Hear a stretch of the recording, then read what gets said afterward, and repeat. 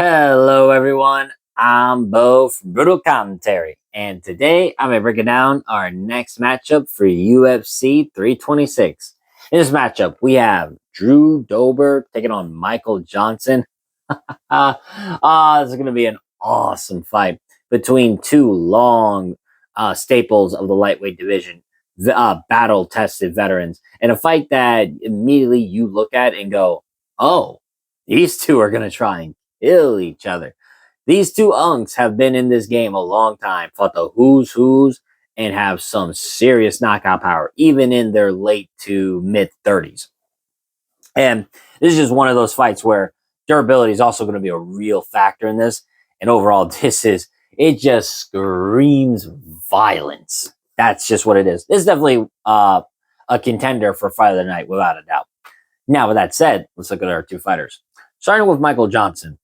He is currently 24-19 as a professional, 4-1 in his last 5 fights. Of his 4 wins, he beat Mark Tracasey via decision, then got knocked out pretty viciously by Diego Ferreira in what was Michael Johnson's last loss, which is almost 3 years ago now.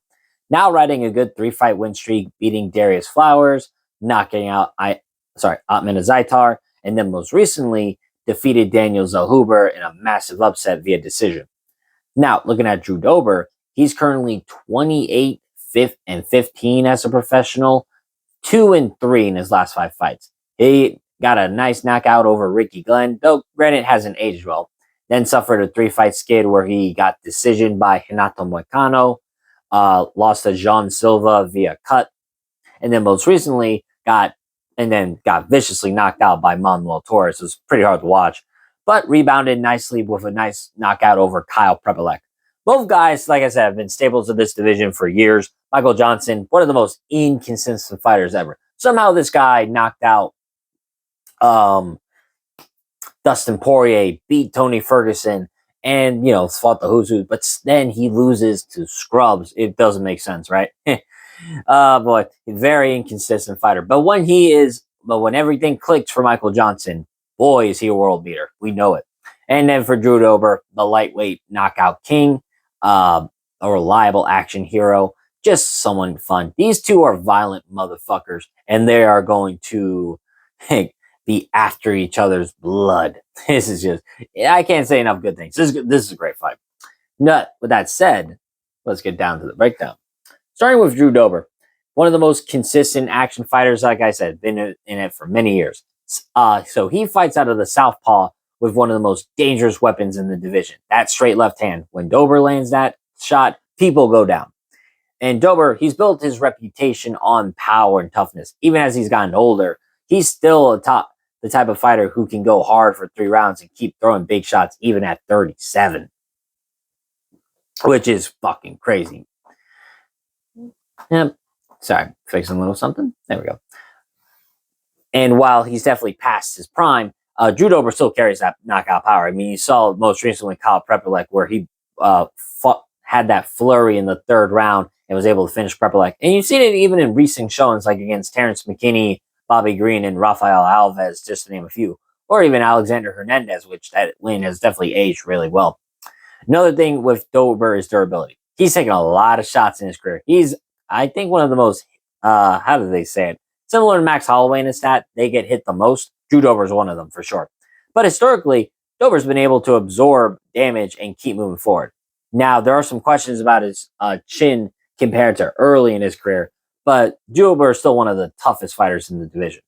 Now, looking at Michael Johnson, he similarly fights out of the southpaw, and even though he is 39, he will be 40 in about 3 months.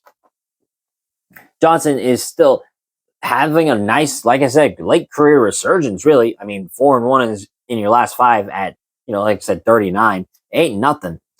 And the biggest weapon throughout Michael Johnson's career has always been his speed, more specifically, his hand speed. Even during his early run into the top 10 at lightweight, Johnson was known for having some of the fastest hands in the division. I mean, he did catch Khabib Nurmagomedov and wobbled him. And that speed hasn't completely disappeared. Even recently against Daniel Zellhuber, just as a most recent comparison, Johnson was still landing fast, sharp combinations and hurting the much younger fighter. And you can see Zell Huber was visibly shocked by how fast Johnson was. He's also capable of still finishing fights. I mean, he colded Ottoman Azaitar viciously. Now, and Johnson's power may not be as raw as Dober's, right? I think Dober's still the harder hitter of the two. But boy, when Michael Johnson lands clean, people feel it. Now, the biggest question with Johnson has, like I said, always been consistently. There are nights where he looks absolutely incredible. And then there are other nights he falls apart pretty quickly. So, looking at it just through a stylistic perspective, this fight is honestly pretty straightforward to break down. Johnson is definitely going to be the faster fighter, especially with his hand speed. He'll probably land more shots overall, and his hand speed allows Johnson to get in and out quickly and win exchanges on volume. Dober, on the other hand, is the heavier hitter of the two, in my opinion, and Dober's the one who can end the fight with a single shot. So the dynamic becomes pretty clear. Johnson may win the speed battle. Dober may win the power battle. And in fights like this, the question often becomes which one matters more. Like, we've seen where both could win, right? For example, Dober against Bobby Green. Bobby Green was the faster fighter of the two, at least hand speed wise, and was landing more consistently on Drew Dober. But Drew Dober landed that one shot and ended the fight via knockout. Meanwhile, for Michael Johnson, while there's maybe not the best terms, but you think about it, right? He was the faster striker between him and Justin Gaethje, and you saw he would hurt Gaethje more often than not. But it's just Gaethje's has an iron will and eventually broke Johnson. But you see my point, right?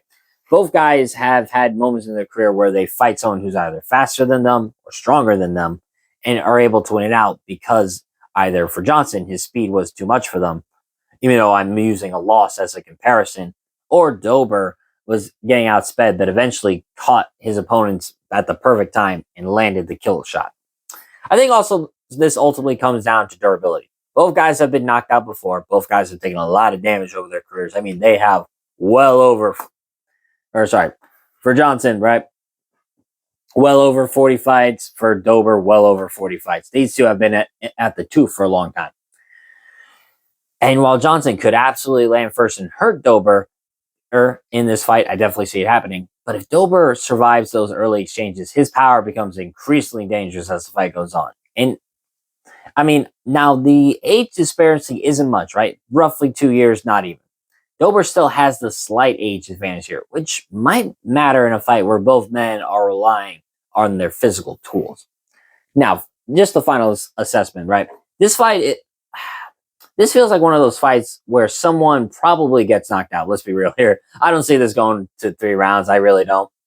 Johnson is likely to be the faster fighter, and like I said, will probably win the early exchanges. But if Dober is able to absorb those shots and start landing his counters, his power becomes a serious problem. And given the durability edge and the heavier hands, I slightly lean towards Dober in this matchup. So for my official prediction, I'm picking Drew Dober. I'm going to pick him via knockout. Johnson, like I said, is going to land first. I definitely see that. But eventually, I think Dober finds the left hand and finishes the fight. I think he can absorb a lot of shots. And while I know he got pretty badly beaten by Manuel Torres hits with a different level of power.